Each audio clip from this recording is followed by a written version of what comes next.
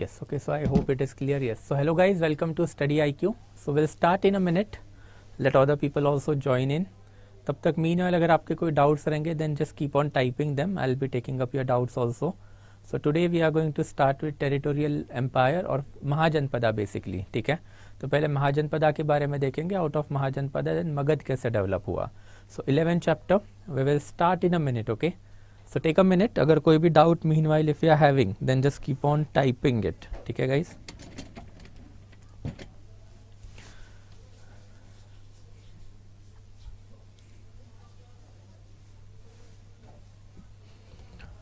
Good evening to all. Good evening guys.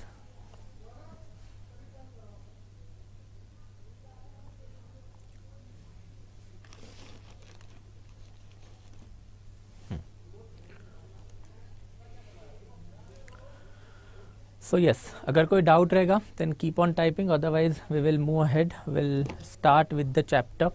I'm giving you a minute. अगर कोई भी doubt रहेगा तो you can ask me. Okay guys?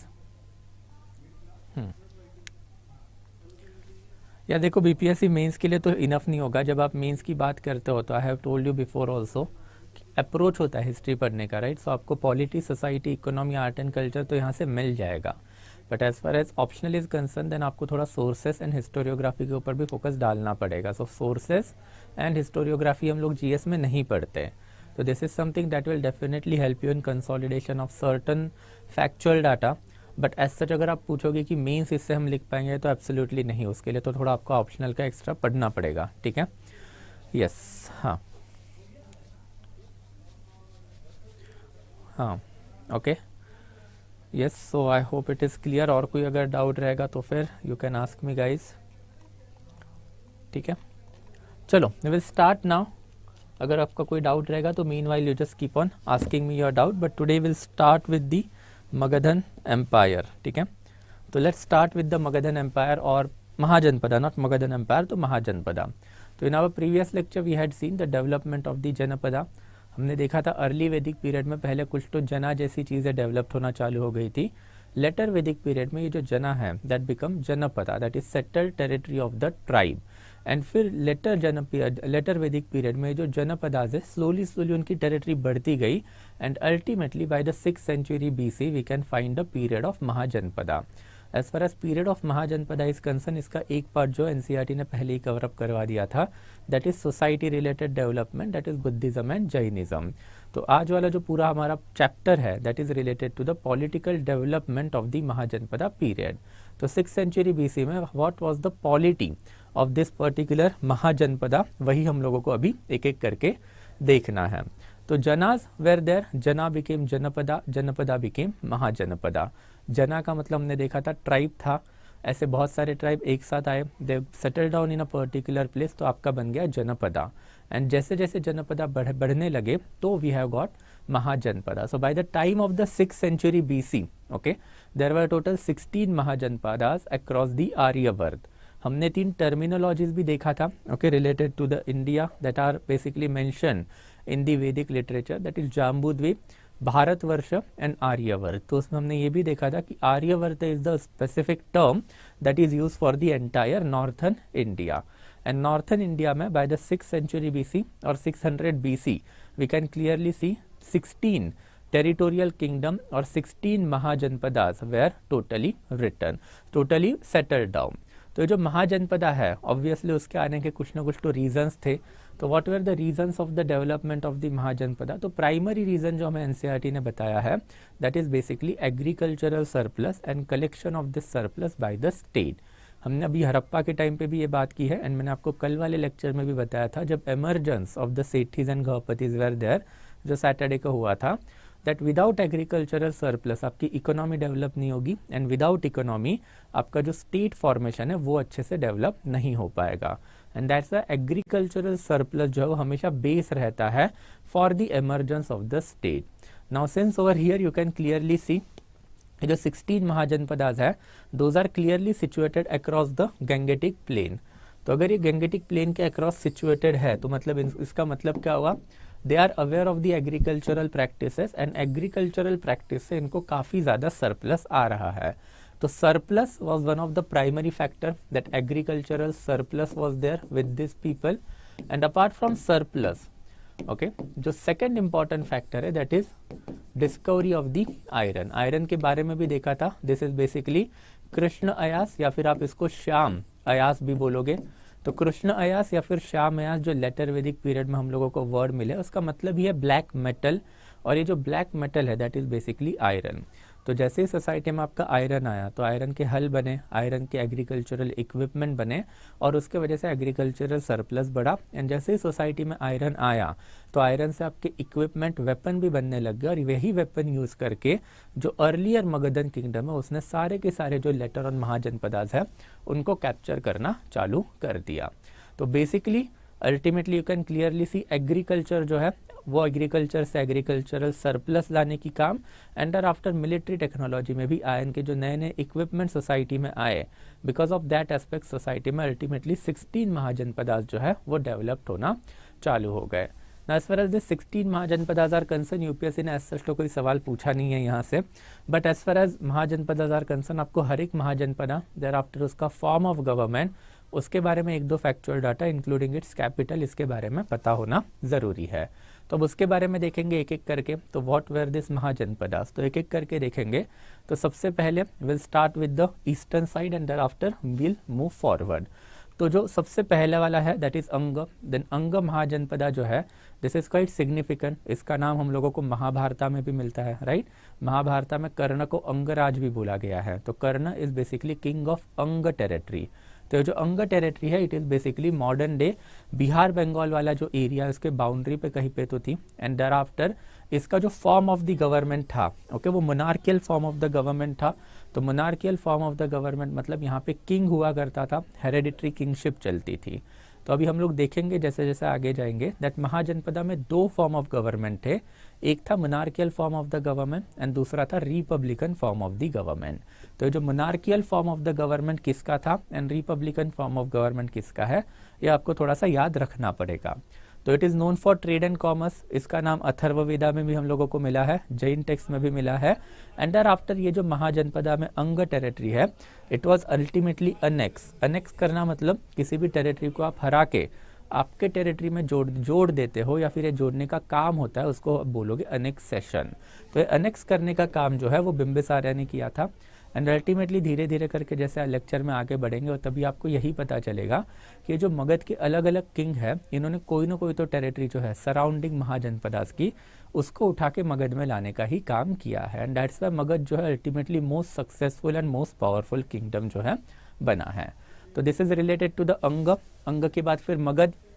तो मगध जो है obviously this is the most powerful kingdom among the Mahajanpadas. Later on you can see that over the period of 300 years since its formation, इसका जो formation है that is basically traced at 544 BC. Bimbisara ने इसको found किया था Magadh dynasty को. तो Magadh empire जो है वो फाउंड हुआ तो उसके अप्रोक्सीमेटली 300 से 350 साल बाद सारा का सारा जो आर्यवर्त है वो मगध में आ चुका था. तो it was not the effort of the individual king, it was the effort of multiple king जिन्होंने एक एक करके जो सराउंडिंग महाजनपदास है उनको मगध में लाने का जो है काम किया है.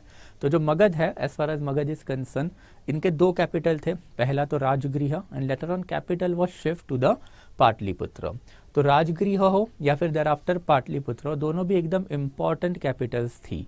Y this capital were important, because आप सोचिए ओके आज के टर्म जमाने में भी अगर आप कोई कंट्री पे अटैक करते हो तो वो कंट्री हार गई, ये आप कब मानोगे? आप तब मानोगे जब वो कंट्री ने तो सरेंडर किया है तब, या फिर आपने उस कंट्री का कैपिटल कैप्चर किया है तब. बहुत सारे इंस्टेंसेस भी है हमारे पास, right. So for example world war 2 में बर्लिन जब तक फॉल नहीं हुआ या फिर बर्लिन जब तक कैप्चर नहीं हुआ तब तक हिटलर या फिर जर्मनी जो है वो वर्ल्ड वॉर हारा नहीं था. तो fall of Germany is quite important event in world war 2. तो वैसे ही एंशियंट टाइम में भी okay capital city was quite important, because जब तक आपका कैपिटल नहीं गिरता या फिर कैपिटल नहीं हारता तब तक आप ये नहीं कंसिडर करोगे ना कि वो किंगडम जो वो हार गया. एंड दैट्स व्हाई मगध के लिए हमेशा से एक नेचुरल प्रोटेक्शन था दैट देयर इनिशियल कैपिटल जो है इट वाज प्रोटेक्टेड बाय 5 हिल. मतलब हर जगह से उसको एक नेचुरल बाउंड्री वॉल मिल गई थी, जिसकी वजह से कैपिटल डिफेंड करना हमेशा आसान था.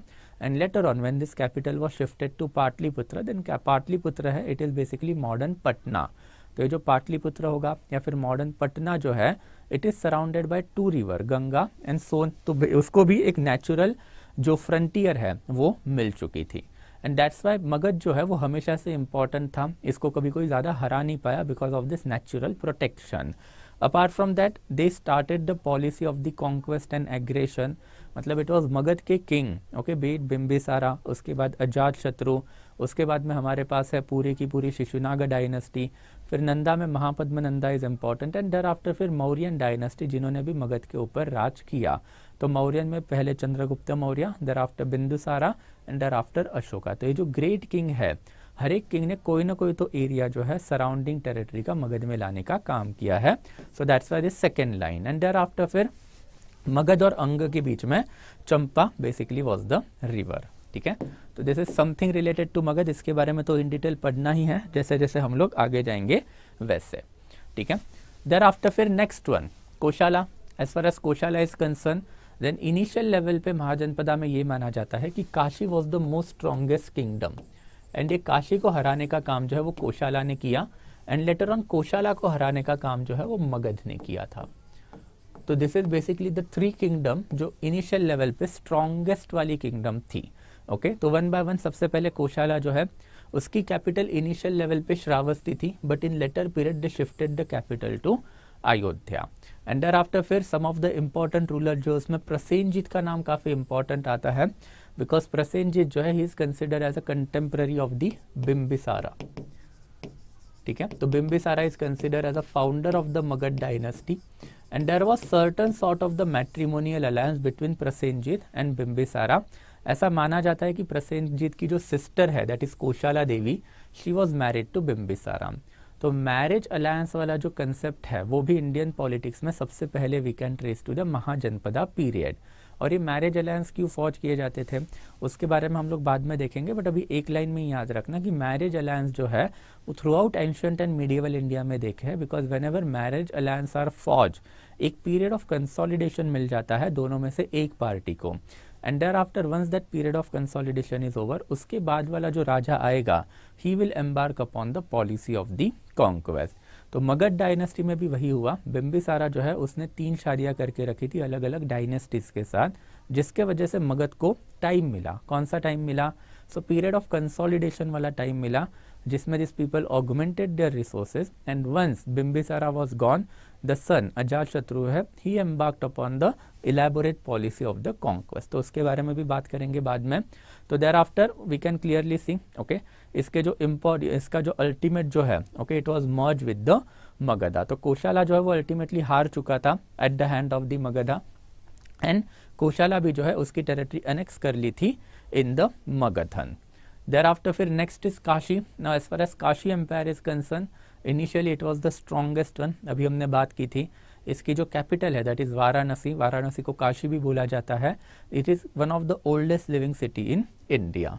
As far as Kashi is concern, then it was quite famous for the market and cotton textile. And there after ये जो है अल्टीमेटली इसको भी पहले कोशाला ने अपने अंडर ले लिया था, एंड कोशाला के बाद ये भी मगध के अंडर चला गया था. तो जस्ट फैक्चुअल डाटा वही इसको याद रखना है. Thereafter we are having Vajji kingdom. Now Vajji is quite important because Vajji जो है वो एंशियंट टाइम पे one of the strongest republican form of the government था. What is the meaning of republican form of the government? Then republican form of the government का मतलब हुआ इनके जो किंग थे वो एक ही नहीं था, मल्टीपल किंग थे. So they basically had a council of the king जो एक साथ मिलके जो है यूजुअली सारे के सारे डिसीजन जो है वो लेती थी. तो एंशियंट टाइम में हमें बहुत सारे रिपब्लिक मिले हैं. You can take an example of the Kurus also. तो कुरु जो है मतलब आपके कौरव और Pandava, it was also sort of the republic, because वहाँ पे भी जब जब डिसीजन लेते थे तब तक आपको पता है कि बहुत सारे राजा एक साथ आके डिसीजन लेते थे. तो जब कौरव थे तो obviously there were total 99 brother जो एक साथ आके डिसीजन लेते थे. एंड बाद में जब पांडव वॉर विक्टोरियस हो गए एंड पांडवों का जब राज आया तो पांडव में भी सारे के सारे पांडव जो है उनको राजा की ही पदवी थी. It means that though Yudhishthira is the strongest of them या फिर eldest of them, but ultimately जब डिसीजन मेकिंग की बारी आएगी तो it was a council of 5 king जो मिलके है डिसीजन लेंगे. तो एज सच एंशिएंट टाइम में रिपब्लिकन का मतलब कोई इलेक्टेड हेड होगा या फिर कोई मेरिटोक्रेटिक बेस हेड होगा, तो ऐसा हम लोगों को इंडिया में एज सच कंसेप्ट नहीं मिला है। हमारा republican form of the government जो है ये डिफरेंट है as compare to the western republican form of the government. तो आज आप इंडिया को रिपब्लिक मानते हो, क्यों? बिकॉज आपका हेड ऑफ द स्टेट है, दैट इज प्रेसिडेंट जो है वो इलेक्टेड अथॉरिटी है, इधर इनडायरेक्टली या फिर डायरेक्टली दोनों चलता है, हमारा तो इनडायरेक्टली है, right. So that's why we are republic. But जब एंशिएंट टाइम की आप बात करोगे तो एंशिएंट टाइम पे मोनार्की एंड रिपब्लिक में एक ही डिफरेंस होता था, दैट इन मोनार्की एक सिंगल किंग था, वही सारे डिसीजन लेता था। As far as republic is concerned it was council of king जो मिलके डिसीजन मेकिंग किया करते थे।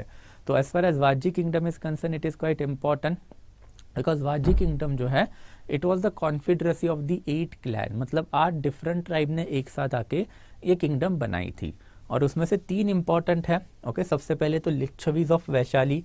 लिच्छवीज का जो कैपिटल था वैशाली, वही कैपिटल इस पर्टिकुलर किंगडम का भी था, विच शोज दैट कि अमॉन्ग 8 क्लैन जो स्ट्रॉन्गेस्ट क्लैन है वो लिच्छवी होगा।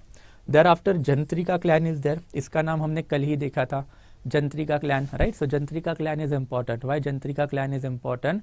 बिकॉज जंत्रिका क्लैन जो है ओके दैट इज दैट जो अपना हमारे वर्धमान महावीर है, Vardhaman Mahavir belong to this Jantrika clan. तो Jantrika is also one of the principality और one of the you can say that as clan of the Vajji kingdom. And there after Videha is also there. तो ancient time में सीता के जो पापा थे Dasharath, okay that Dasharath belong to the Videha clan and Sita herself have certain relation with this Videha clan. तो ऐसे 3 important clan जो हम लोगों को हमारे माइथोलॉजिकल बुक में लेटर वैदिक पीरियड में भी जो मिलते हैं, we can trace them to the Vajji republic. And I hope republic का मतलब क्लियर है। आज का मतलब डिफरेंट था, एंशिएंट टाइम में डिफरेंट था। एंशिएंट टाइम में इस पीरियड में there was no such election as such. यहाँ पे ये लोग क्या मानते थे, यहाँ पे रिपब्लिक मतलब मल्टीपल किंग होगी, एक काउंसिल ऑफ किंग होगी जो एक साथ आके डिसीजन मेकिंग करेगी। So I hope it is quite clear. कोई भी डाउट रहेगा then just keep on typing it, मैं एक ब्रेक लूंगा बीच में, तब हम डाउट क्लियरिंग्स करेंगे।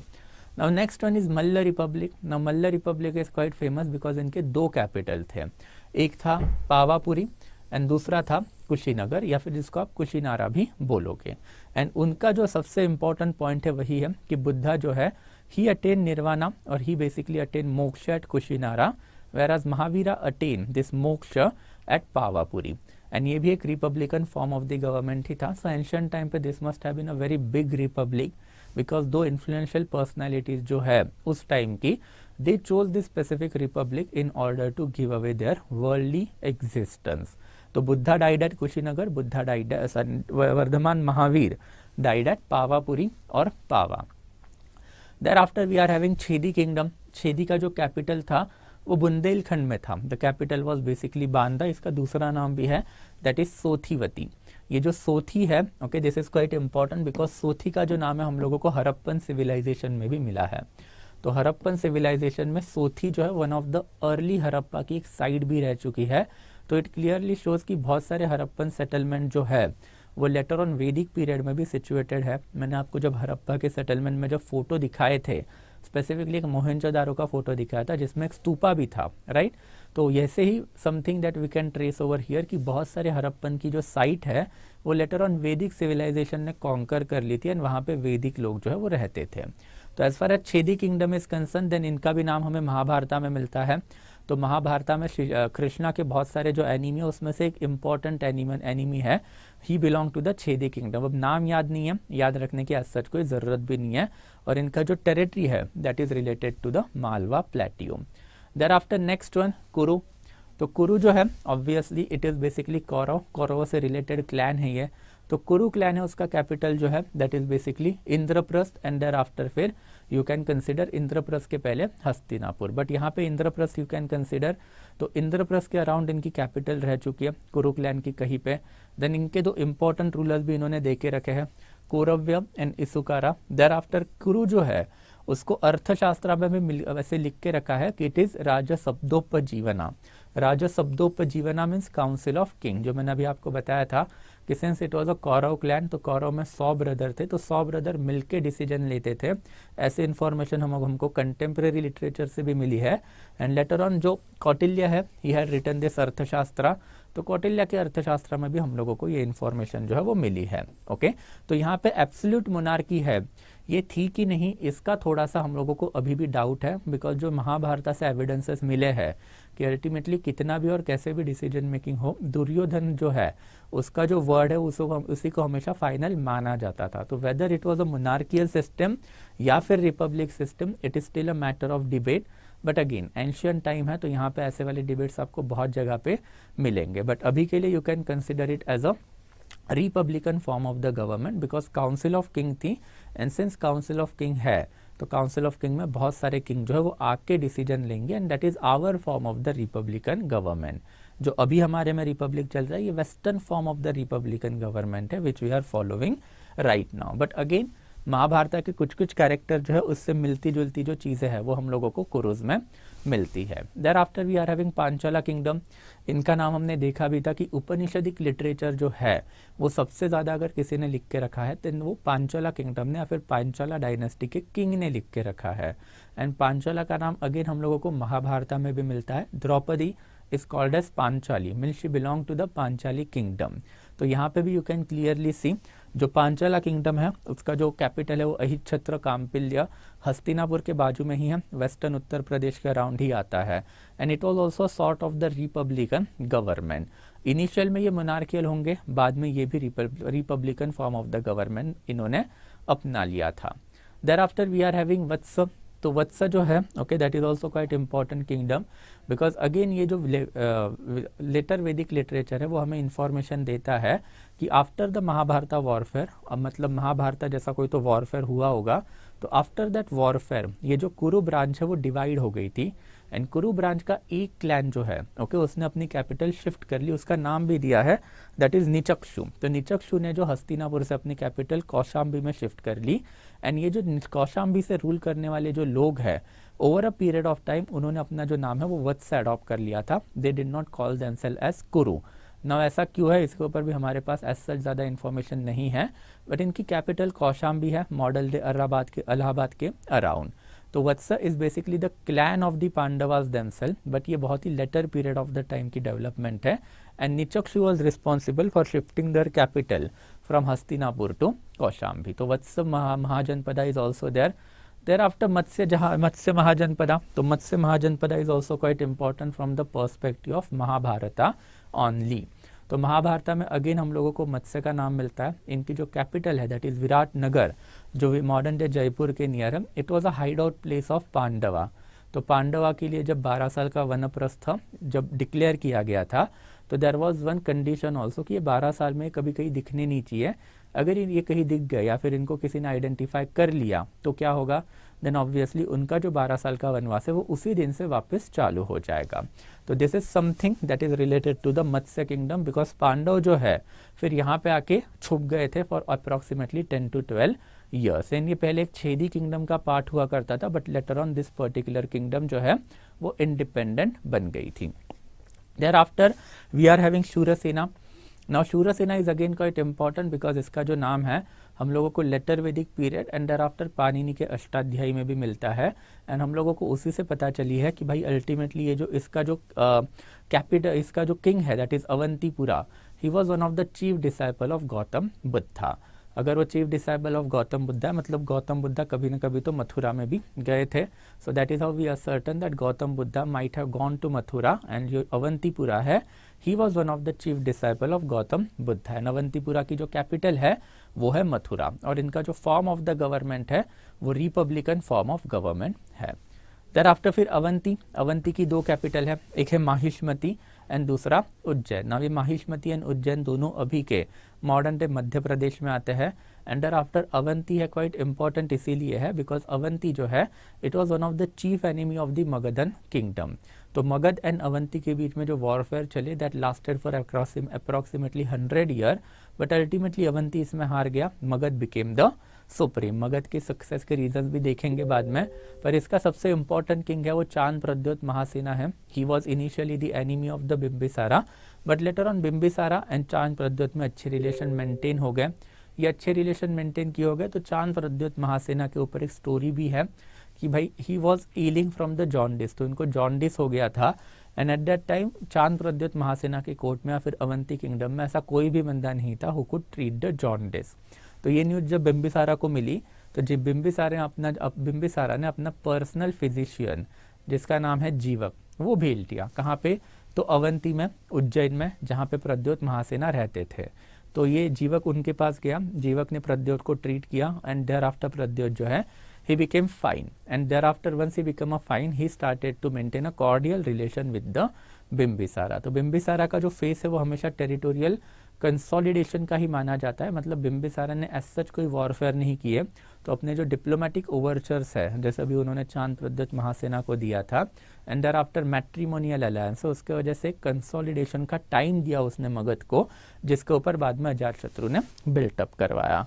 And there after then next kingdom जो है अस्मका और Assaka. Now this particular kingdom is important for the southern trading route. तो साउथर्न ट्रेडिंग रूट का जो साउथर्न टिप है, ओके, दक्षिण पथ का जो साउथर्न टिप है वो था हमारा Paithan, which is in modern day Maharashtra, Aurangabad district में। इनके एक दो इंपॉर्टेंट रीलर्स के भी नाम है, बट जब दक्षिण पथ देखेंगे, महाजनपदा के इकोनॉमी पे जाएंगे, तब we will see the development of the Uttarapath and दक्षिण पथ। उत्तर पथ आपका तक्षशिला से चालू होता था, नीचे हस्तिनापुर में आता था, हस्तिनापुर से Shravasti which is near Ayodhya, Shravasti से वो नीचे जाएगा पाटलिपुत्र एंड पाटलिपुत्र से Tamralipti. So this become your Uttarapath and there after Shravasti से एक रूट नीचे की तरफ जाता था, वो कनेक्ट होता था उज्जैन को, उज्जैन से नीचे पैठन को। तो ये बन गया आपका दक्षिण पथ। तो इंडिया में ये उत्तर पथ एंड दक्षिण पथ काफी सिग्निफिकेंट है। Over a period of time इसकी सिटीज बदलती रही उत्तर पथ एंड दक्षिण पथ की, but during this particular period of time जो मैंने इंपॉर्टेंट सिटीज बताई, this was the Uttarapath and दक्षिण पथ। तो दक्षिण पथ का इंपॉर्टेंट टाउन जो है वो है हमारा basically this one, that is Paithan, and Paithan was the capital of the Assaka और Ashmaka dynasty. And there after then Gandhara भी हमारे पास है। तो as far as Gandhara is concern, then Gandhar kingdom जो है it was situated somewhere around Indus and Jhelum river के बीच में। इसका जो कैपिटल है वो तक्षशिला है, one of the important ancient trade route का साइड, जो मैंने अभी आपको बताया कि तक्षशिला से आपका जो नॉर्थर्न ट्रेडिंग रूट है और उत्तर पथ है वो चालू होगा और वो खत्म कहाँ पे होगा? पाटलिपुत्र एंड ताम्रलिप्ति के अराउंड। तो as far as Gandhara kingdom is concern, then Gandhara kingdom के बारे में दो तीन चीजें इंपॉर्टेंट है कि गांधारा किंगडम तो सबसे पहले, okay, this was the kingdom, okay, which is mentioned in Mahabharata from the side of the Kaurava. Then obviously Dhritarashtra की जो बीबी थी गांधारी थी एंड देयर आफ्टर ये पूरा जो वॉरफेयर हुआ शकुनी मामा की वजह से हुआ, तो शकुनी मामा हिमसेल्फ वाज गांधार का राजा, तो ही वाज गांधार राज। तो ये जो गांधारा किंगडम है इट वाज फॉट और it basically fought on the site of the basically Kaurava and there after they lost the war. तो महाभारत में इनका एक रेफरेंस है and there after somewhere around 518 BC, okay, so 518 BC के around we can see that ये particular kingdom जो है वो पर्शियन से भी हार गया था। So there was an invasion of the Persian. India में सबसे पहला फॉरेन इन्वेजन अगर किसी का हुआ होगा तो हम कंसिडर करते हैं कि वो पर्शियन इन्वेजन था, जिन्होंने गांधारा किंगडम को हरा के ये वाला एरिया कैप्चर कर लिया था। एंड देयर आफ्टर ये वाला जो एरिया है, ओके, समवेयर अराउंड 326 BC में यहाँ पे अलेक्जेंडर द ग्रेट का इन्वेजन भी हुआ and Alexander had also captured this particular area. तो Alexander had captured up to Takshashila. Takshashila की जब आगे वो बढ़ा तब पोरस का किंगडम था and Porus basically, okay, it he became an obstacle and जो वॉर हुआ that is battle of Hydaspes, उसके बारे में हम कल वाले लेक्चर में बात करेंगे because that is basically chapter number 12। But in any case अभी के लिए गांधार किंगडम के बारे में इतनी इंफॉर्मेशन जो है वो हम लोगों को पता है, okay. And there after Kamboja. Now ये जो कंबोज है this kingdom was precisely Afghanistan and Kashmir का आज का जो बाउंड्री है वहाँ पे कहीं पे है, बट इसका एग्जैक्ट लोकेशन जो हम लोगों को अभी भी नहीं पता। इसका जो कैपिटल है वो पूंछ कंसिडर किया जाता है जो मॉडर्न डे कश्मीर में है। एंड देयर आफ्टर फिर एज फार एज इसका जो डिस्क्रिप्शन है तो इसका नाम हम लोगों को एज अ महाजनपदा भी मिला है एंड देयर आफ्टर हम लोगों को इसका नाम अर्थशास्त्र में भी मिला है। तो वह अर्थशास्त्र में इनको लिखा रखा है वर्त शस्त्रोपजीवन संघ। तो वर्त मतलब आर्यवर्त का, शस्त्रोपजीवन मतलब शस्त्रोपजीवन मतलब बहुत सारे जीवन, बहुत सारे अलग अलग प्रोफेशन। उनसे बना हुआ संघ, मतलब उनसे बना हुआ ग्रुप। तो it was a form of the republican government जहाँ पे मल्टीपल प्रोफेशन के जो लोग हैं एक साथ आके ये पर्टिकुलर किंगडम को चला रहे थे। So that's why we consider कि भाई ये वाला जो किंगडम है वहाँ पे डिफरेंट डिफरेंट प्रोफेशन के लोग रहते होंगे, जैसे एग्रीकल्चरलिस्ट, ट्रेडर होंगे, वॉरियर होंगे, हर्ड्समैन होंगे। Nonetheless this was entirely a republican form of the government, मतलब मल्टीपल किंग होंगे जो एक साथ आके सारे के सारे जो डिसीजन हैं वो इस जमाने में लेते रहेंगे। तो this is something related to the Kamboja and then that's it I guess, right. तो कंबोजा के बाद फिर ये मगध वाला पार्ट आता है, बट मगध में जाने से पहले वही है, if we go into the map, okay, then you will realise कि अल्टीमेटली एक जमाने में सिर्फ जनपदा जो फॉर्म हुए थे, ओके, लेटर वैदिक पीरियड में, वो जनपदा का अब बन चुका था महाजनपदा। और ये जो महाजनपदा थे ऐसे कितने थे, तो 16 महाजनपदास थे। तो पहले आपके जनपदा इन लेटर वैदिक एज, ये जनपदा के आपके बन गए महाजनपदा, एंड ऐसे टोटल जो 16 महाजनपदा थे उसमें से अल्टीमेटली मगध जो है, okay, it became the most important one. Why it became the most important one? Because slowly Magadh के जो किंग्स है उन्होंने एक एक करके एरिया कैप्चर करना चालू कर लिया। सो फॉर एग्जाम्पल ये अंग रिपब्लिक जो है, ये अंग रिपब्लिक बिम्बिसारा ने कैप्चर कर लिया था। तो Anga was captured by Bimbisara. On the other hand Vajjis and there after Kashi and there after ये कोशाला, ये वाले जो 3 किंगडम है, that is this and this, ये तीनों किंगडम कैप्चर करने का जो क्रेडिट है वो जाता है अजात शत्रु को। तो अजात शत्रु के बारे में भी पढ़ेंगे। देयर आफ्टर मैंने ये भी आपको बताया था कि मगध एंड मगध के बाद अवंती जो है, इनके बीच में अप्रोक्सीमेटली 100 ईयर का वॉरफेयर चला एंड अल्टीमेटली अवंती डिफीट करने का जो क्रेडिट है वो जाता है शिशुनागा डायनेस्टी को। ओके, तो Shishunaga dynasty which was again a ruling clan of the Magadh. तो मगध में सबसे पहला जो रूलिंग क्लैन था वो था बाप बेटे का, इनके क्लैन का नाम था हरण्यका। तो ये हरण्यका फैमिली थी। इनके बाद आई शिशुनागा फैमिली।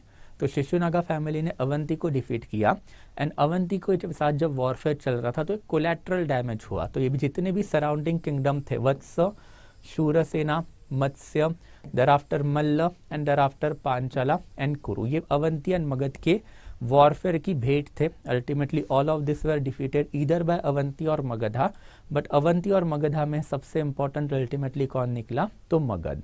तो मगध के पास ये सारा का सारा एरिया आ चुका था and ultimately Kamboj and Gandhara वाला एरिया कैप्चर करने का काम है वो चंद्रगुप्त मौर्य ने कर लिया था। Chandragupta Maurya was responsible for capturing this area.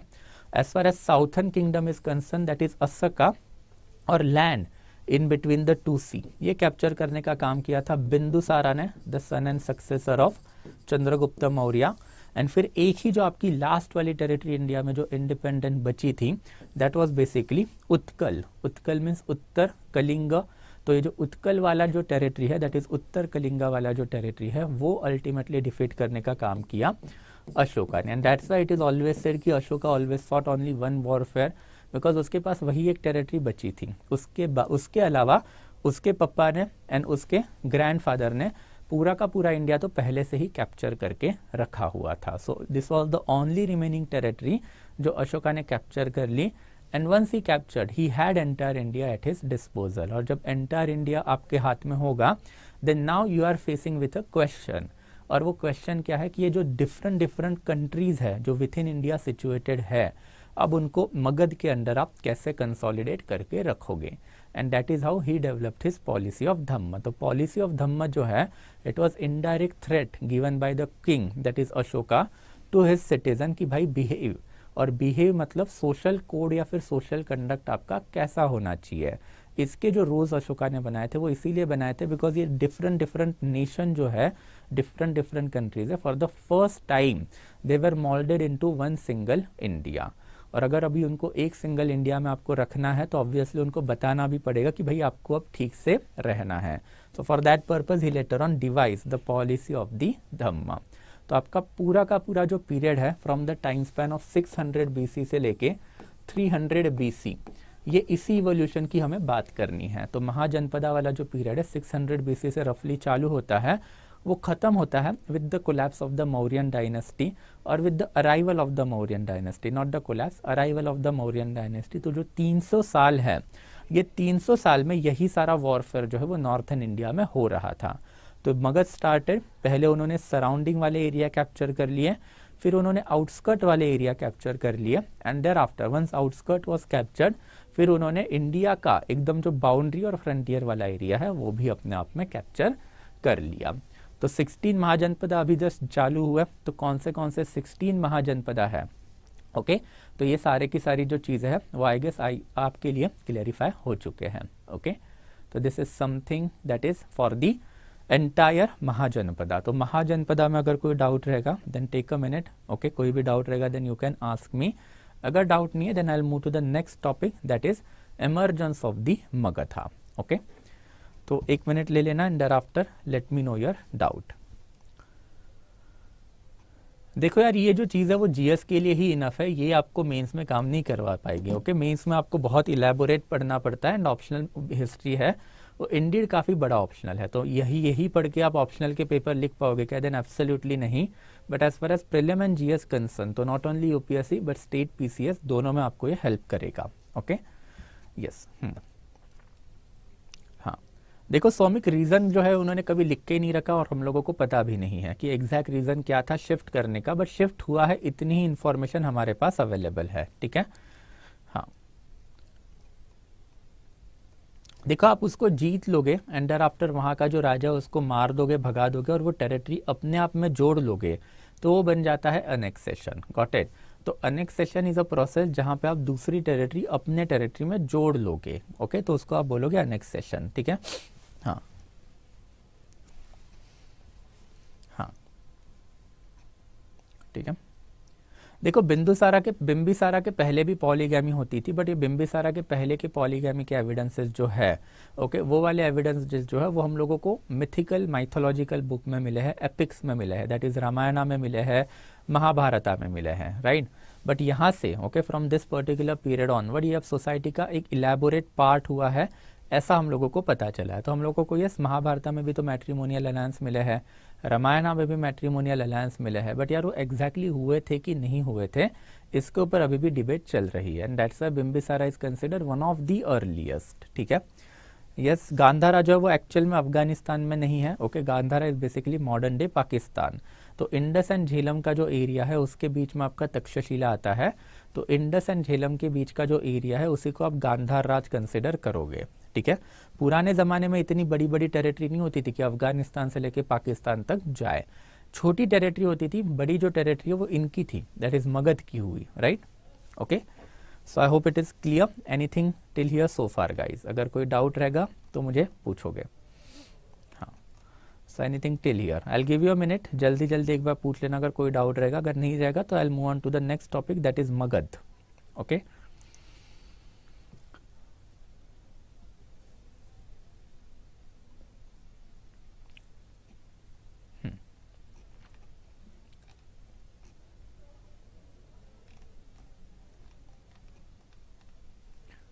चलो गुड, कोई डाउट नहीं दिख रहा तो I will move forward then. Okay अगर रहेगा तो ये just keep on typing it. मैंने पहले भी बताया था कि 1 मिनट का एक टाइम लैग रहता है ये सारी चीज़ों में। ठीक है तो इसके वजह से वो थोड़ा सा इश्यू हो जाता है। ठीक है सर सभी 16 महाजनपदा के नाम डिफरेंट सोर्सेज से मिलते हैं। देखो सोर्सेज करना कुछ एज सच इंपॉर्टेंट नहीं है, जैन सोर्सेज ने अपने नाम दे के रखे हैं, बुद्धिस्ट सोर्सेज ने अपने नाम दे के रखे हैं, but that is for the history optional student to study कि जैन में कौन से है फिर अब बुद्धिस्ट में कौन से है, not for the GS person. तो as far GS is concern ये एनसीईआरटी में जितना डाटा उतना ही रखो और ज़्यादा इसके ऊपर माथापच्ची करने की ज़रूरत नहीं है, बिकॉज अल्टीमेटली कोई सवाल तो यहाँ से वैसे भी यूपीएससी पूछ नहीं रहा है। तो इन डिटेल जाके आपको क्या करना है कि वो बुद्धिस्ट में कौन से नाम है, जैन में कौन से नाम है, डोंट डू इट ना, जस्ट लीव इट। ठीक है हाँ हाँ रेस्ट ऑफ द डायनेस्टीज आपको नहीं करना है। ठीक है मैंने आपको पहले भी बताया था कि जो डायनेस्टी जीते उसी के बारे में आप करोगे। हर एक डायनेस्टी का जो इंपॉर्टेंट डाटा है वो तो मैंने अभी आपको दे दिया कि कौन से डायनेस्टी का क्या क्या चीज़ जो आपको याद रखना है। अब as far as Magadh is concern तो फाउंडिंग ही यहाँ से चालू हुई है हरण्यका डायनेस्टी से, तो फाउंडिंग से लेके आगे का चीज़ तो अभी हम लोग करना चालू करेंगे। तो will see what is Haryanka dynasty and rest of the thing. ठीक है, अभी मगध चालू करेंगे, बट मगध के अलावा दूसरे महाजनपदा तो आपको डेफिनेटली नहीं पढ़ना है, so don't do that. Okay, हाँ।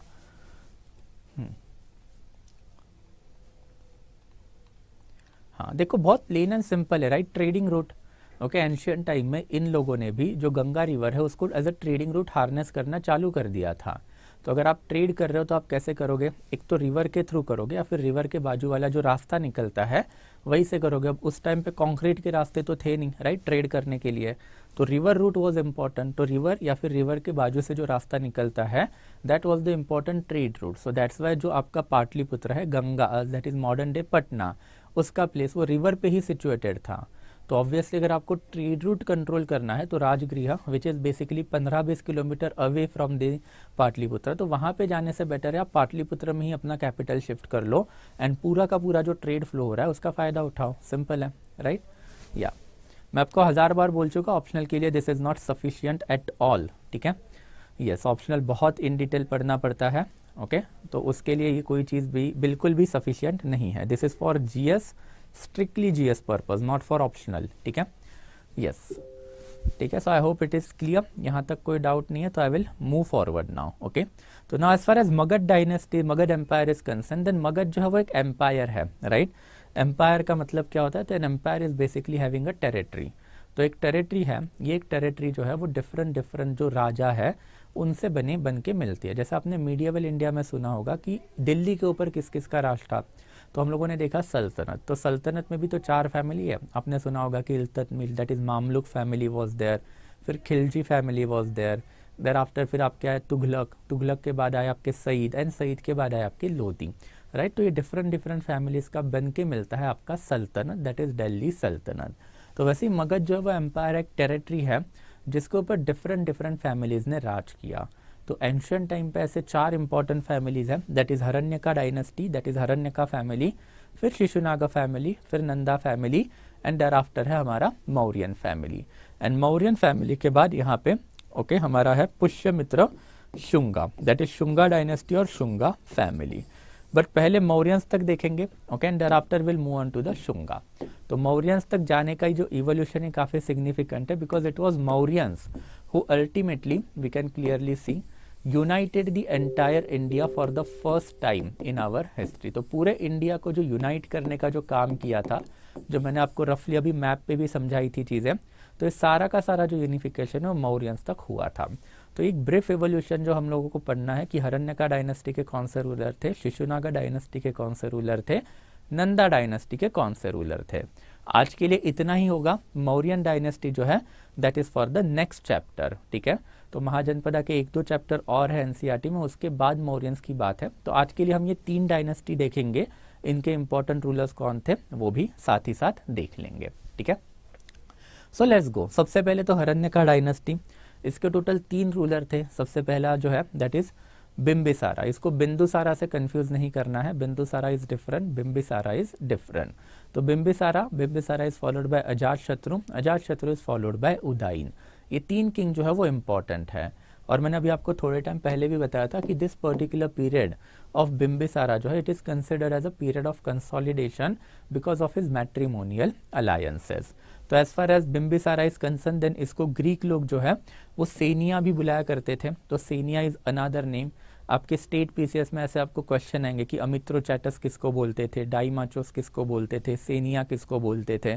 तो इसके ऊपर थोड़ा सा आपको फैक्चुअल डाटा हमेशा ध्यान में रखना है। As far as his marriage alliance is concern, then 3 important जो डायनेस्टीज है उसके साथ he had carried out the matrimonial alliances. तो कोशाला हमने अभी देखा था, इनिशियल लेवल पे Kashi was the strongest, Kashi को कैप्चर करने का काम किया था कोशाला ने। तो Kosala was the strongest Mahajanapada during that period of time, and Kosala के साथ ही formed the matrimonial alliance. Second important matrimonial alliance है वो लिच्छवी के साथ फौज की थी। तो लिच्छवी अगेन मगधा के सराउंडिंग टेरिटरी में है, वैशाली इनकी कैपिटल थी, तो उसके साथ भी matrimonial alliances was there. So he had this 2 wife, Kosala Devi and thereafter Chellana. And third marriage जो है वो मद्रा क्लैन से किया था। मद्रा क्लैन जो है अगेन ओके ये जो है बेसिकली नॉर्थ वेस्टर्न में एक छोटा सा क्लैन था, not that big one, but Madra जो है इसका नाम हम लोगों को इसमें भी मिलता है, दैट इज महाभारता में भी मिलता है। महाराज पांडु जो थे उनकी 2 बीवियां थी, ओके, एक कुंती एंड दूसरी थी वो माद्री थी, तो Madri belong to Madra clan. तो मद्र जो है ओके उसकी जो प्रिंसेस थी खेमा, तो she was also the wife of Bimbisara. तो मैट्रिमोनियल अलायंस करके जो सराउंडिंग टेरिटरी है, सराउंडिंग किंगडम है, उनके साथ एक पीस बाय कर लिया अजात शत्रु बिम्बिसारा ने, जिसके वजह से रिसोर्सेज जो ऑगमेंट करना चालू कर लिया था मगध ने, और यही रिसोर्सेज का फायदा उठा के लेटर ऑन अजात शत्रु जो उसने वॉरफेयर चालू कर लिए। As far as territorial gain is concern, then इसको कुछ पार्ट ऑफ काशी टेरिटरी मिला था एज अ डाउरी, ओके। कहाँ से मिला था? तो कोशाला से मिला था। हमने देखा था कि काशी को हराने का काम कोशाला ने किया था, तो काशी की जो टेरिटरी थी, कुछ कुछ टेरिटरी जो है ओके कोशाला ने इसको दे दी। एंड देयर आफ्टर अंग रिपब्लिक जो है उसको हराने का काम भी बिम्बिसारा ने किया था। This was the only warfare जो बिम्बिसारा ने अपने लाइफ टाइम में खेला और उसको जीत भी लिया था। अपार्ट फ्रॉम दैट ये जीवक वाला जो स्टोरी है मैंने अभी आपको बता दिया था। एंड देयर आफ्टर उसकी जो कैपिटल थी वो थी राजगृहा। तो this is only factual data जो आपको इसके बारे में याद रखना है as far as first ruler of this dynasty or the founder of the Magadhan Empire is concerned. तो Bimbisara is the founder of the Magadhan Empire and the founder of the Haranyaka family also. He is followed by his son and successor, that is Ajatashatru. तो Ajatashatru is quite important character as far as ancient Indian history is concerned. तो अब एक एक करके देखेंगे। Now Ajatashatru जो है he is quite famous character. Why famous? Famous से ज़्यादा इनफेमस भी आप इसको बोल सकते हो, because he is the person जिसने इंडिया के हिस्ट्री में फैट्रीसाइडल इंस्टेंसेस चालू कर दिए। Patricide means killing father in order to usurp the throne. तो he was person who had killed his father, मतलब अजात शत्रु ने अपने पिताजी को दैट इज बिम्बिसारा को मारा एंड देयर आफ्टर उसका जो थ्रोन है वो कैप्चर कर लिया। बट मारना मतलब डायरेक्टली मर्डर नहीं किया था। The actual story is basically उसने पहले थ्रोन एजर्व कर लिया, थ्रोन हड़का लिया एंड देयर आफ्टर अपने पापा है उनको भूखा रख के उनको मार दिया। So this is something that you can consider as the first instance of the fratricide, that is killing of father for the throne in the Indian history. Thereafter he had fought 2 wars throughout his life और दोनों काफ़ी important है।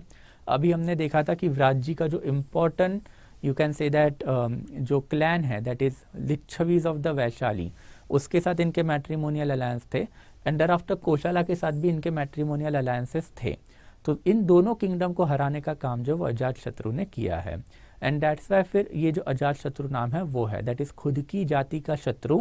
ये भी उसका एक meaning होता है और दूसरा मीनिंग है कि ऐसा बंदा जिसका कोई शत्रु ही नहीं है।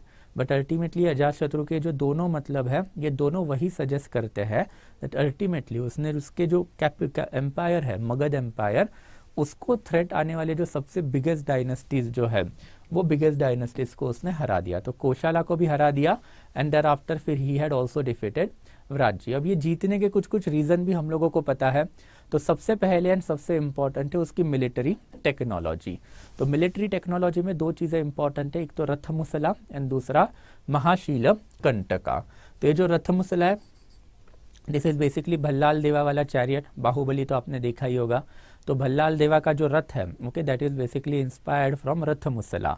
तो उसका रथ जो है उसमें आगे आपको ब्लेड दिखेंगे, बस इसका वाला जो रथ है उसको मेस अटैच थी। मेस का मतलब होता है गधा, जो हनुमान भगवान की जो गधा होती है उसको आप मेस बोलोगे इन इंग्लिश। तो ऐसा चैरियट उसके पास था जिसको सामने मेसेस अटैच थी, दैट इज गधा अटैच था एंड जो घूमती रहती थी। तो that kind of the chariot that is Rathamusala उसके पास था and there after Mahashilakantaka. तो ये भी आपने बाहुबली में ही देखा था, राइट। तो ये वाला जो इक्विपमेंट है बेसिकली दिस इज बेसिकली और महाशील कंटका। तो ये कहाँ पे काम आता है? तो यहाँ पे आप पत्थर डालोगे फिर ये पत्थर फेंकेगा। तो जो कोई भी आपका बड़ा फोर्ट होगा उसका आउटर वॉल जो है उसको तोड़ने के लिए ये काम में आता है। ओके सो आपको कोई भी कैपिटल पे अटैक करना है तो एक फोर्टिफाइड वॉल होगी उसको आप तोड़ोगे बाय यूजिंग महाशील कंटका। तो मिलिट्री टेक्नोलॉजी जो है वो काफ़ी सुपीरियर बन चुकी थी by this particular period of time. And apart from that diplomacy is also important. Ajatashatru के 2 मिनिस्टर के नाम हम लोगों को मिलते हैं, दैट इज सुनिधा एंड वत्सकारा। ये दोनों मिनिस्टर है वो काफ़ी इंपॉर्टेंट है बिकॉज इनका जो वाजिस के साथ का जो वॉर है वो 16 साल तक चला है। तो मतलब multiple small battles must have been there, but ultimately 16 साल वॉरफेयर करने के बाद वाली जो चीज़ है वो इम्पॉर्टेंट है कि 16 साल वॉरफेयर करने के बाद अजातशत्रु अल्टीमेटली जीता कैसे। तो वाजी इज अ कॉन्फिडरेसी ऑफ 8 क्लैन, ये 8 क्लैन के बीच में झगड़ा लगाने का काम जो ये 2 मिनिस्टर ने किया। सो अल्टीमेटली इनकी यूनिटी ब्रेक डाउन हुई, एंड जैसे इनकी यूनिटी ब्रेक डाउन हो गई ये हार गए in front of the Magadha. There after Kashi and there after Vaishali जो है वो अनेक्स हो गई, and from this particular period onward Ajatashatru and his kingdom that is Magadh kingdom जो है वो महाजनपदा की स्ट्रॉन्गेस्ट किंगडम बन गई थी। And you can clearly see he was the person responsible for starting the policy of the warfare and conquest, right. Thereafter Rajgriha का किला जो है फोर्ट ऑफ राजगृह वो भी इसने बनाया। There after Avanti okay was the formidable enemy, but ये अवंती को एज सच कभी हरा नहीं पाए।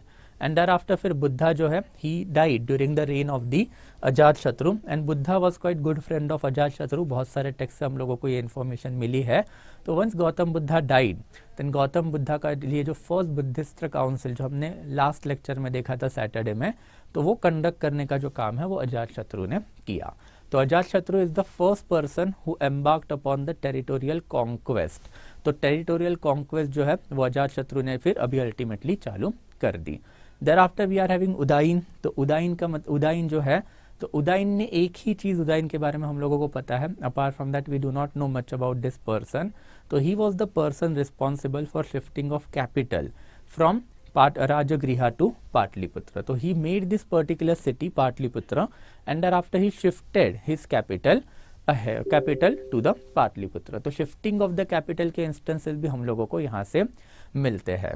तो अपार्ट फ्रॉम उदायन ओके इनके बाकी के राजास के बारे में हम लोगों को नहीं पता, but soon we have certain literary evidences which tells us कि भाई जो लास्ट शिशुनागा का जो लास्ट हरण्यका का जो रूलर है दैट इज नागदस्सक, उसके अगेंस्ट एक अनपॉपुलर एटमॉस्फेयर डेवलप्ड हो गया था पाटलिपुत्र में, and people of Pataliputra revolted against Nagadasaka. पहले रिवोल्ट किया, उसको ओवरथ्रो किया गया, एंड देयर आफ्टर उसका जो मिलिट्री कमांडर है दैट इज शिशुनागा, तो शिशुनागा को किंग बनाया गया। नाउ अनफॉर्चुनेटली अगेन ये जो शिशुनागा है once he become the king, इसका जो डायनेस्टी है इसको शिशुनागा डायनेस्टी ही आप बोलोगे, बट इसके बारे में भी हम लोगों को एज सच कोई ज्यादा इंफॉर्मेशन नहीं पता।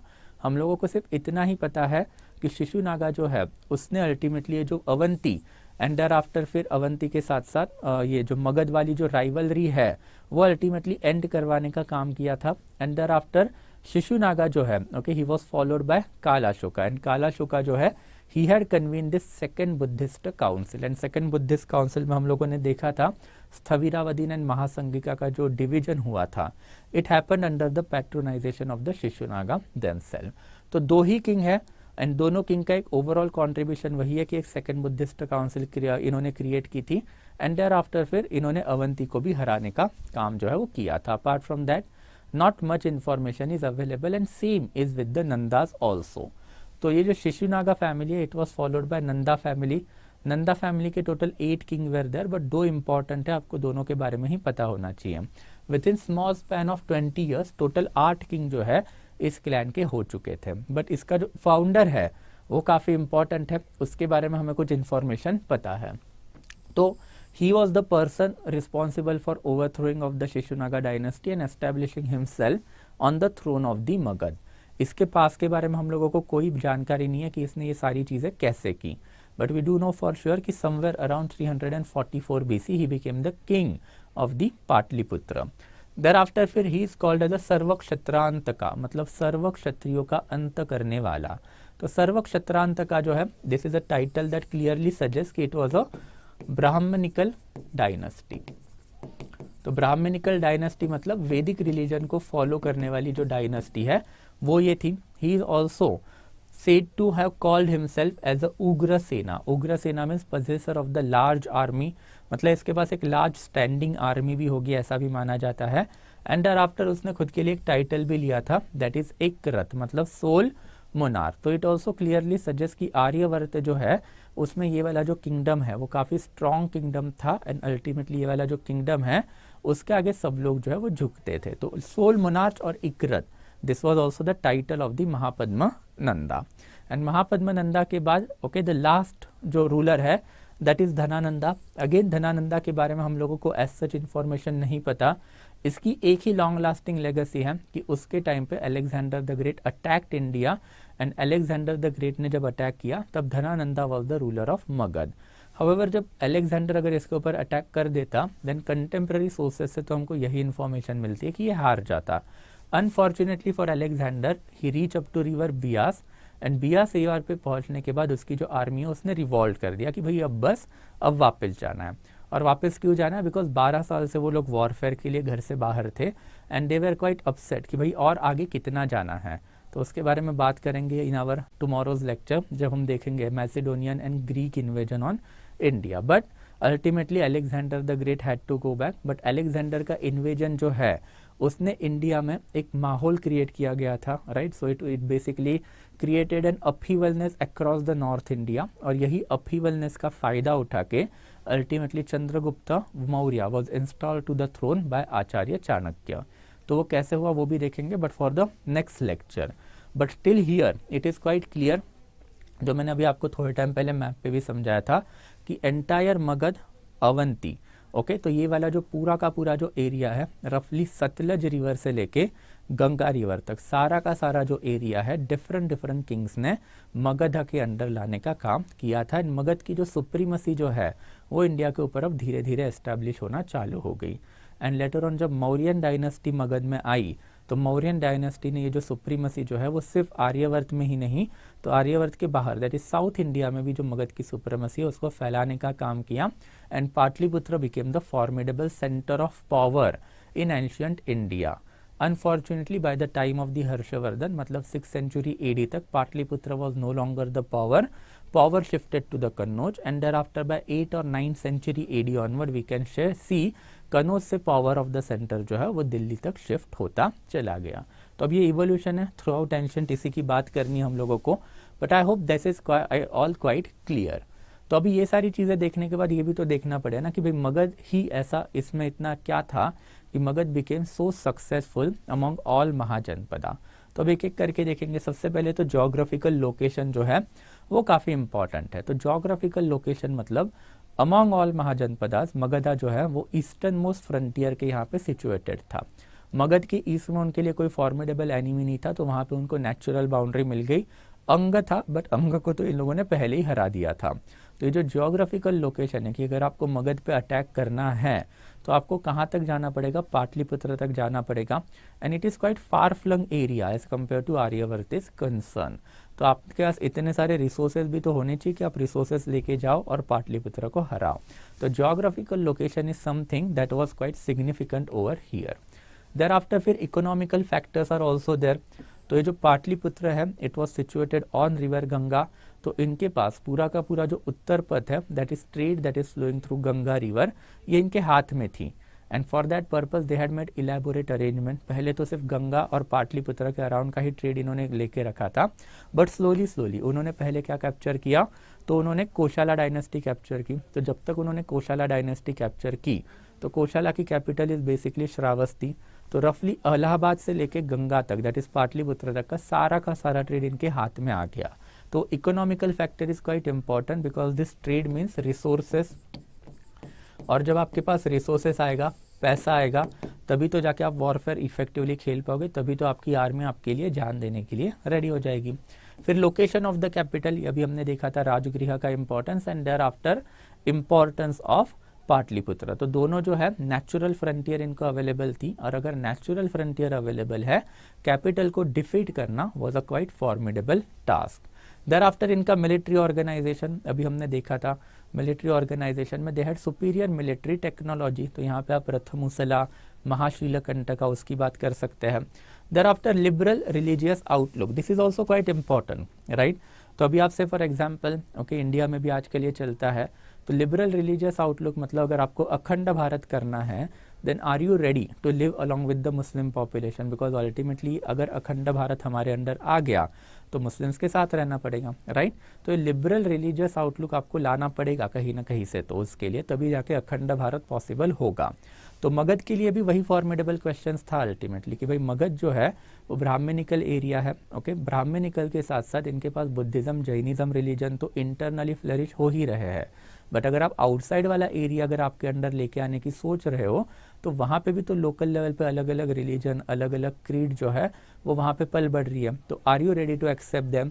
Then Magadh people were ready to accept them, and ultimately इसका सबसे ब्यूटीफुल एग्जाम्पल हम लोगों को अशोका के पॉलिसी ऑफ धम्मा में मिलता है, जहाँ पे किंग ने लोगों को डायरेक्ट इंस्ट्रक्शन दे के रखे कि भाई you have to give respect, और रिस्पेक्ट आपको किसको देना है? तो आपको ब्राह्मणा को भी देना है, मतलब फॉलोवर ऑफ द वैदिक रिलीजन को भी देना है, और आपको श्रमणा को भी देना है।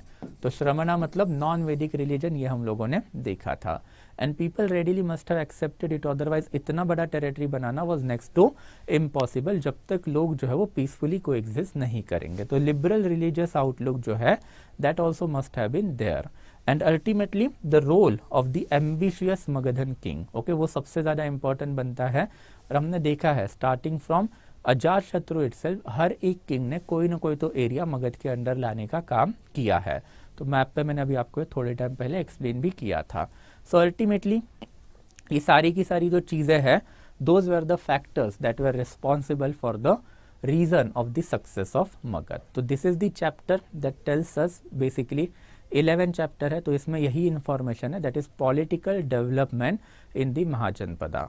सैटरडे वाले चैप्टर में हम लोगों ने रिलीजियस डेवलपमेंट देख लिए थे महाजनपदा में, आज पॉलिटिकल डेवलपमेंट है। कल एंड परसों वी विल सी कि what were the societal development and how the invasion was there. पहले पर्शिया का इन्वेजन देखेंगे, Darius the great, and after Alexander the great का invasion is something that we will see. तो धीरे धीरे करके built up हो रहा है, ओके। तो टुडे आज के लिए इतना ही था चैप्टर में, and since we are going as per the chapter तो इतना ही करेंगे। So that will be it from my side guys. I'll take your doubt now, but doubt लेने से पहले थोड़ा सा promotion, right. So as you might be knowing, promotion करेंगे फिर डाउट क्लियरेंस लेंगे। तो टिल नाउ तो आपको पता तो है ही, right. I am the faculty of history optional at study IQ, and I have scored more than 300 plus in history optional by my self.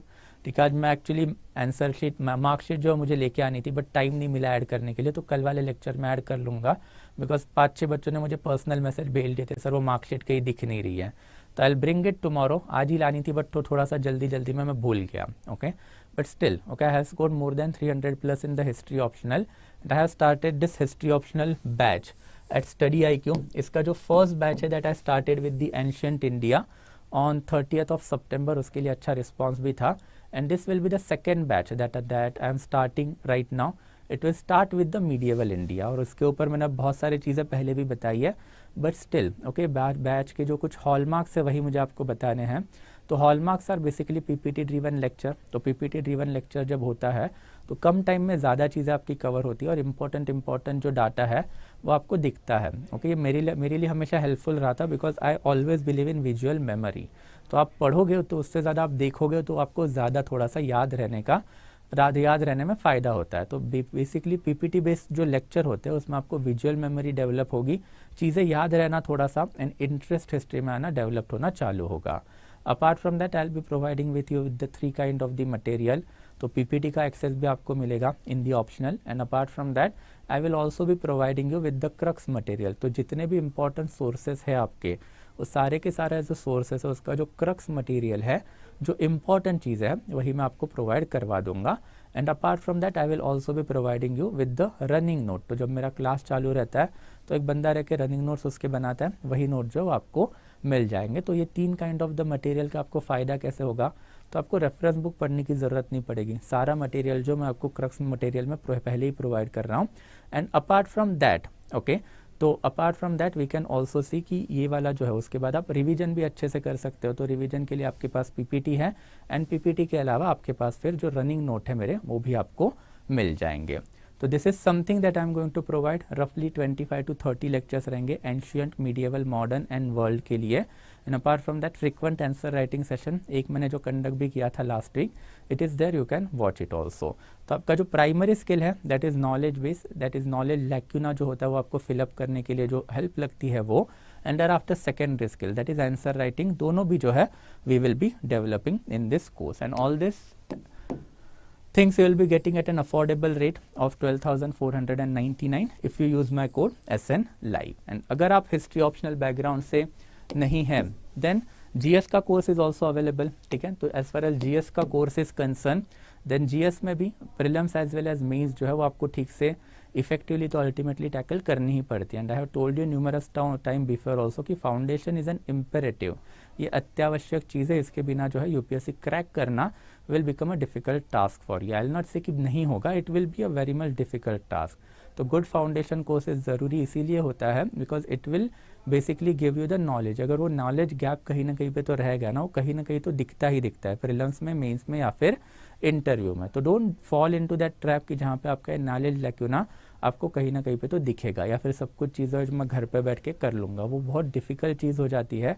And I can totally understand जो offline courses जो है market में वो आपको 1.5 से 2 लाख में मिलेंगे, but यहाँ पे प्री एंड मेंस इसका holistic preparation and apart from that test series and there after access to mentorship, ये तीनों जो चीज़ें हैं जो आपके फाउंडेशन में आपको लगेगी, again you will be getting it an at affordable rate if you use my code SN Live. और इसका जो बैच है हम लोगों ने बेसिकली आज से ही चालू किया है, okay, but we are going to close the admission soon. So if you want to do the GS वाला course then hurry up, okay, because sooner the better, okay, बाद में करने से बेटर है. जितने जल्दी ये चीज़ें आप कवर अप करोगे उतना ज़्यादा फायदा जो है वो आपको यहाँ पे होगा. तो I hope it is quite clear.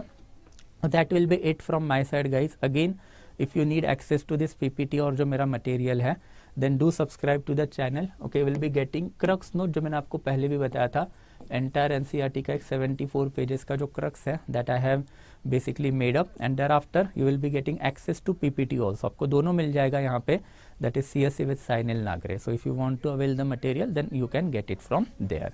So that will be it from my side guys, okay. I will be yes. तो अभी आपके अगर कोई डाउट रहेंगे then you can now ask me, okay guys, ठीक है. एक एक करके देखेंगे, ऑप्शनल के लिए तो ये इनफ नहीं होगा, ठीक है.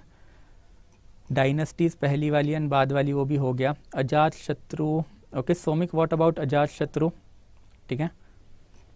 Will cover art and culture along with this और separately along with this only, right. ओमी मैंने आपको पहले वाले लेक्चर में भी बताया था that approach will be similar, you will pick up any era. और हिस्ट्री आप जब भी पढ़ोगे आपको इसी तरीके से पढ़नी है कि कोई भी एक ईरा उठाना है, पहले polity, society, economy and there after फिर आर्ट एंड कल्चर, ये चारों एस्पेक्ट जो उसको आपके कवर अप करने हैं.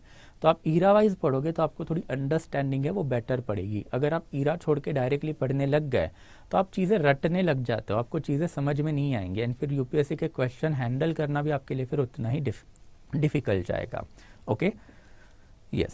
सो चीज़म मतलब division in Buddha, okay. Schism का मतलब होता है division. Schism is basically the similar word for the division. तो हमने देखा है स्थविरावदिन्स एंड महासंघिका पहला ग्रेड चीज़म था, मतलब फर्स्ट ग्रेड डिवीजन था. एंड जो सेकेंड ग्रेड डिवीजन है वो हीनयाना एंड महायाना है. तो उसके बारे में तो अब लास्ट वाले लेक्चर में हमने बात की है, राइट. एक बार देख लेना वो, ओके. चलो then gangetic plain, location, iron, elephant surrounded by hill. Sir Mahabharata के टाइम महाजनपद एग्जिस्ट. देखो ये मैंने आपको पहले भी बोला था, हिस्ट्री जब आपको पढ़नी रहती है तब आपके पास कोई टाइम मशीन है नहीं, तो आपके पास कुछ सोर्सेस होते हैं. कौन से सोर्सेस होते हैं? कुछ आर्कियोलॉजिकल होते हैं, कुछ लिटरेरी होते हैं. ये आर्कियोलॉजिकल एंड लिटरेरी सोर्सेस आप उठाओगे और उससे आप कुछ कंक्लूजन डिराइव करोगे. कंक्लूजन डिराइव करने के टाइम आप जो कंक्लूजन सही मानोगे, जिसमें सारे हिस्टोरियंस को लगता है कि भाई ये चीज़ हुई है, सही है, वो बन जाता है हिस्ट्री. और वो वाला पार्ट, ओके, जो आपके हिस्टोरियन सही नहीं मानते हैं, मतलब ऐसा मानते हैं कि ऐसे ही खाली पीली का लिख लिया इन लोगों ने, वो बन जाता है आपका पार्ट ऑफ माइथोलॉजी. तो अब महाभारत एंड रामायण ये जो बुक है वो किसी एक बंदे ने एक जगह पे बैठ के डेफिनेटली नहीं लिखे हैं, राइट. ये हज़ारों सालों तक लिखे हुए बुक है. तो आप महाभारत का ही एग्जाम्पल अगर आप पकड़ोगे तो महाभारत का जो ओरिजिनल वर्जन जो है, जो व्यास मुनि ने लिखा था, वो 8,800 वर्सेस का था. फिर इसको बढ़ा के भारत मुनि ने इसको बना दिया था 24,000 वर्सेस का. एंड देयर आफ्टर अल्टीमेटली ये 24,000 वर्सेस से बन गया आपका 1,000 वर्सेस का. And that's it is called as a Mahabharata. तो महाभारत जो है वो 1 लाख वर्सेस का है. बट उसका जो ओरिजिनल वर्जन है, जिसको जय बोला जाता है, उसका वर्जन, उसका नाम महाभारत नहीं है. तो जय जो है वो 8,800 वर्सेस का ही है, ओके. तो वो ओरिजिनल वर्जन के जो नाम है वो हम लोगों को मिले हैं लेटर वैदिक पीरियड में एंड देयर आफ्टर फिर महाजनपदा के सोर्सेस में। तो हम लोग अभी यही मानते हैं कि महाभारत जो है वो रफली कभी तो 800 से लेके 900 बीसी के अराउंड कभी तो हुआ रहेगा। हाउएवर महाभारत का वॉर हुआ है कि नहीं, तो वो हुआ भी होगा बिकॉज हमें गुरुग्राम पता है। तो दिस इज बेसिकली जहाँ पे मैं अब लेक्चर ले रहा हूँ, Gurugram Gurgaon, this is basically गुरु का गांव। तो गुरु कौन थे, तो ऑब्वियसली गुरु द्रोणाचार्य। तो द्रोणाचार्य यहाँ पे कभी तो रहते थे। वैसे इंद्रप्रस्थ दिल्ली में हमारे पास, तो Indraprastha was the capital of Pandav. There after फिर हमारे पास कौरवों की हस्तिनापुर भी है जो मॉडर्न डे डिस्ट्रिक्ट मीरठ में है।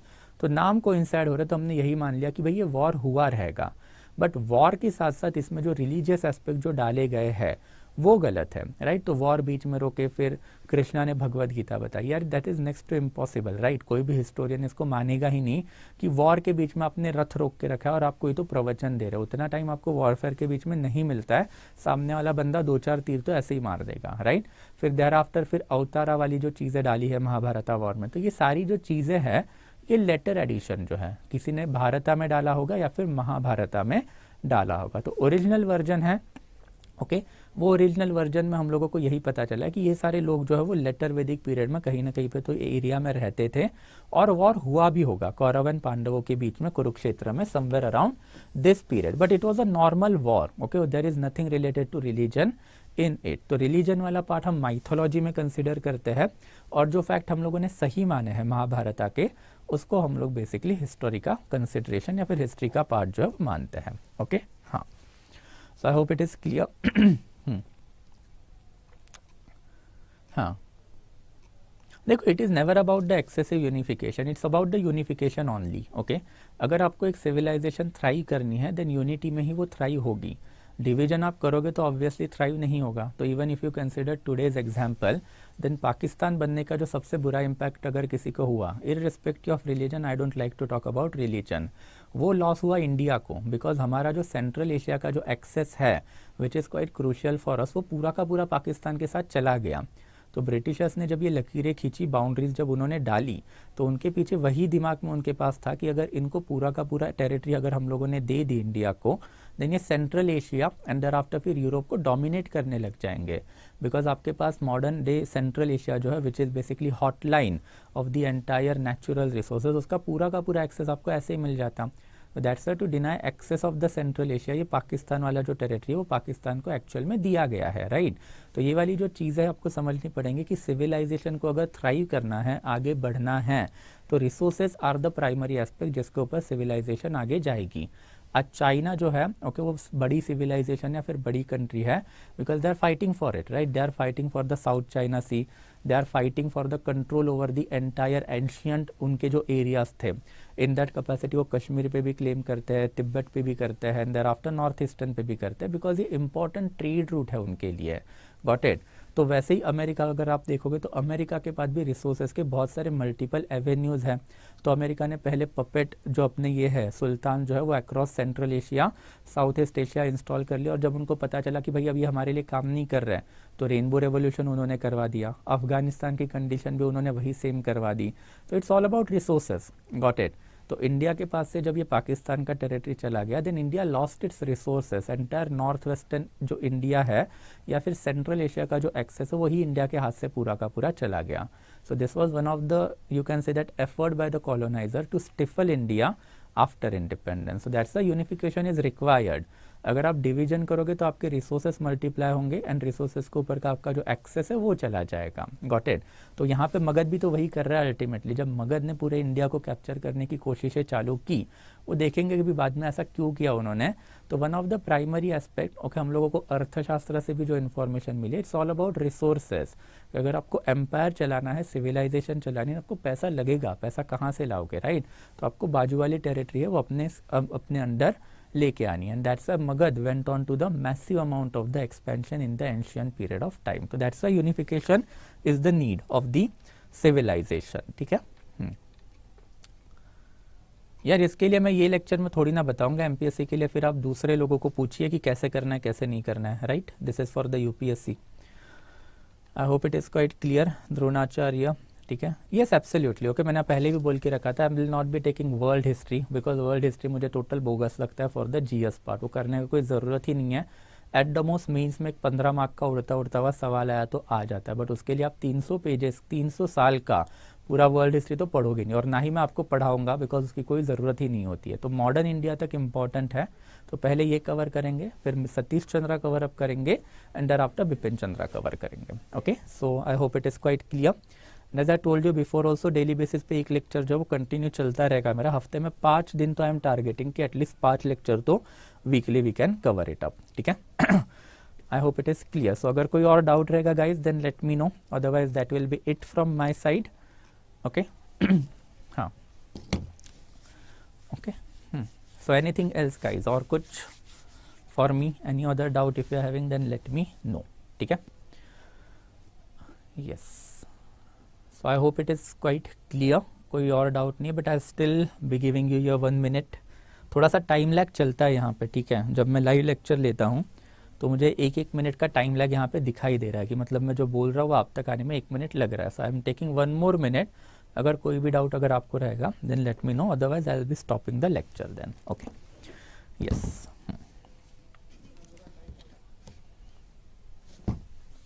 यूनिफिकेशन का ग्राउंड कभी रिलीजन होना ही नहीं चाहिए, राइट? सिंपल है। यूनिफिकेशन का ग्राउंड ना एंशिएंट इंडिया में कभी रिलीजन था ना कभी अभी है। It's always about the resources, right? Yes, okay, हाँ, okay, so it's always about the resources, it's never about the religion. Okay, okay, चलो, I guess no more doubts are there, और कोई डाउट नहीं है तो विल स्टॉप देन गाइज, ठीक है। Thank you so much. So will meet again tomorrow. तो tomorrow I will be covering up chapter number 12 as well as 13। तो 13 is talking about society of the Mahajanapada, और जो 12 है वो इन्वेजन की बात कर रहा है। तो महाजनपदा पे ये जो 2 इन्वेजन हुए, डारियस द ग्रेट, मतलब पहले पर्शिया का इन्वेजन एंड आफ्टर मैसिडोनिया का invasion, that is Alexander the great.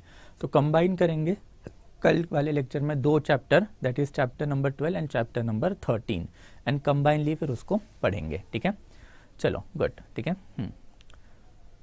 How can I trust your study material if I get your paid subscription? देखो यार, देखो ट्रस्ट वाली जो चीज़ है उसमें नाम में ही है that you have to trust. Trust is always bind, there is no rationality in trust, right? Simple है। एंड आपको ट्रस्ट क्यों करना चाहिए? Because obviously I have scored myself 300+ mark in the history optional. तो the material that I am providing to you, ये same material मैं पढ़ के कभी तो 300+ मार्क्स लाया था, राइट? हिस्ट्री ऑप्शनल में, सिंपल। ओके, ठीक है। नहीं, मैं कोई लिंक नहीं करूंगा, बट प्लेलिस्ट इसकी पहले ही बना के रखी है। ओके, तो you will get the playlist. Okay, I hope you are aware with the nitty gritties of the YouTube. तो हमारा जो स्टडी IQ का चैनल है उसके ऊपर आपको एक प्लेलिस्ट का बटन दिखेगा, उसको दबा देना, you will get the entire सारे के सारे lecture over there. So playlist is there. Okay guys, okay, चलो, okay, then I will be stopping the lecture now. Thank you so much guys, will meet again tomorrow, okay, 7 o'clock in the evening. Thank you so much guys.